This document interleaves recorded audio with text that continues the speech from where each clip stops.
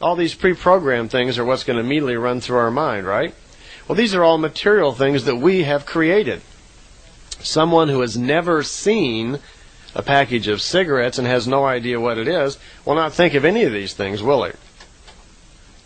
You see someone, if we got them from, say, Planet 13 or something, and they came here and we showed them a pack of cigarettes, they wouldn't have any idea what it is, and they wouldn't have any emotional responses to it. They wouldn't have any feelings connected to it. And this is kind of what we're after, trying to get back to the ability to see things clearly as they are at the moment.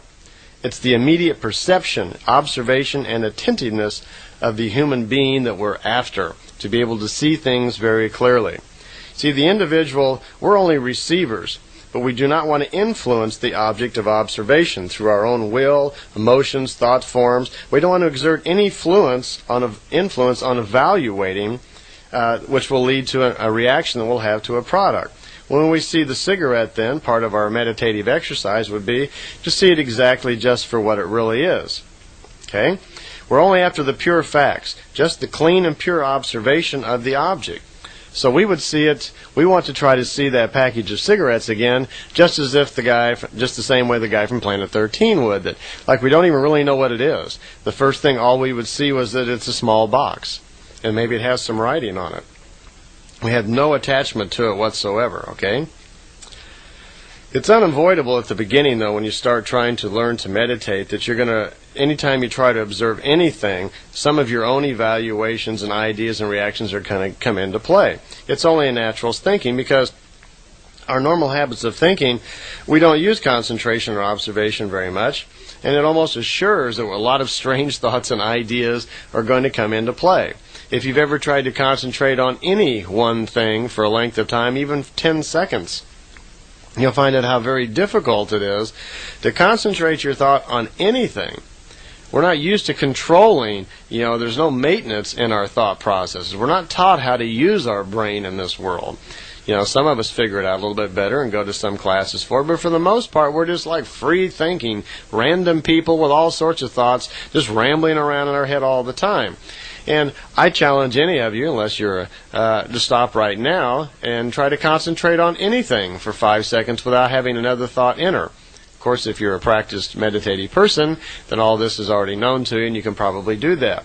But this is what we're after. We're going to try to develop some powers of concentration so that we can not only observe something very clearly, that we can form in our spirit a logical, brand new thought all about this object that we're meditating on, and we'll put some force into that. Okay? And we'll learn then to concentrate on that particular object for long periods of time. And then a lot of wonderful things happen then. Our force of spirit develops, our abilities of concentration will increase. Okay? The amount of time that we spend on practicing the meditative exercise will depend, of course, on how good you get at it and how clearly you can actually see things. When a person's value judgments, evaluations, and other reactions to an object emerge, we have to get in the habit of just like dashing them out of our mind, telling them they're not important so that the pure observation can dominate our actions. Once we do that, then very slowly there's this feeling of inner freedom about the object of our meditation. I'll tell you a little story. When I was younger, when I was learning to, I didn't even call it meditation. I just had a natural habit of how I would kind of like dream when kids do. And I had the little thing that I always did when I wanted to get thoughts out of my mind so I could go off into my little spirit world or other dimension world where I wanted to go all the time. I developed a little game I would play. And you might want to make up something similar to this. And this was a game or kind of a plan of action I would always go through so I could focus my attentions and learn to concentrate just on one particular thing. And what I would do then, I would imagine all of my daily problems, my thoughts and everything. I would see myself standing at a bus stop. I was the only one there. And I would tell myself that pretty soon a bus is going to be here, and I'm going to load all of my problems, all of my thoughts, my material thoughts on this bus.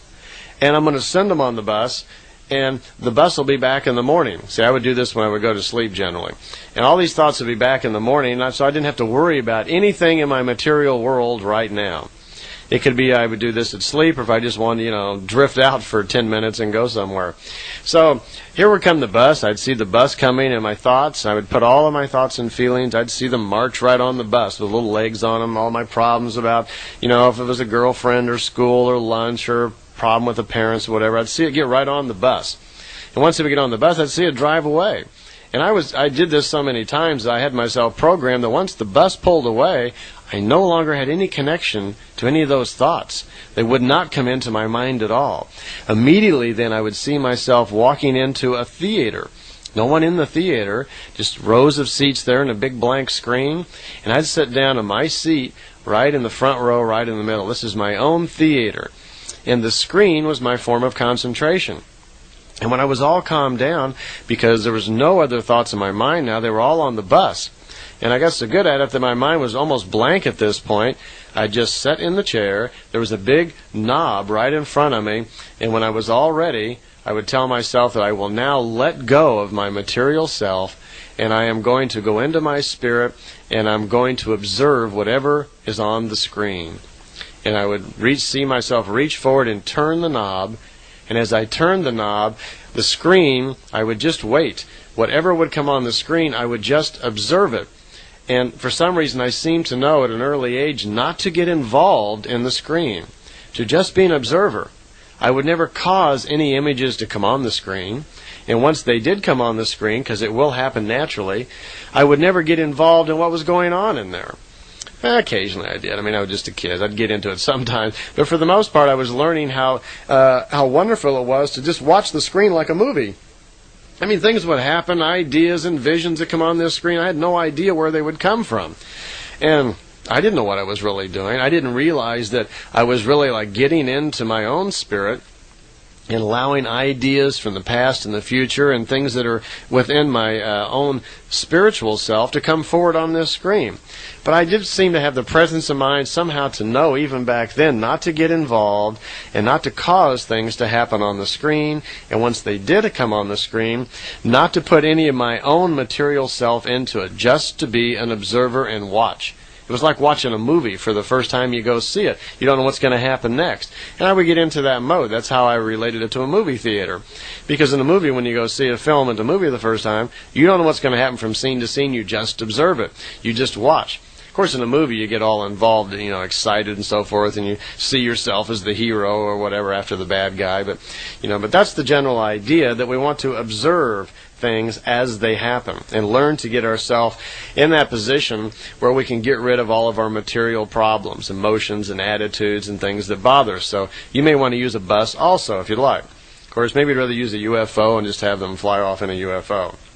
What happens is that once you practice this a little bit and you get in this habit of being able to feel this inner feeling of inner spiritual self coming along, this feeling you get when the material crap is all out of the way, well, there's a very familiar mental attitude that sets in, and you can call upon that easily. The more practice you get at it, you can call that feeling back. That place in your mind can come back very quickly, where it doesn't take you very long to get there. Pure observation, like what I'm talking about here, to purely observe and concentrate on something and to block out all other thoughts, obviously is not recommended for all life situations. This is the kind of exercise that you want to do on purpose at home when you're alone by yourself. It's certainly not something that you want to do in your day-to-day life. If you're out driving the car and you suddenly decide to meditate and concentrate on something, you're liable to go totally blank and run into a wall. If you're doing exercises or you're playing sports or something, you don't want to blank out just when the ball has been thrown to you. So it's not a practical thing to be doing during day-to-day words, deeds, actions sort of lifestyle. But the logic that you're going to learn from it can apply. Because as we talk more and more about this, we're going to learn a lot about ourselves, and the logic that we learn about ourselves and the steps we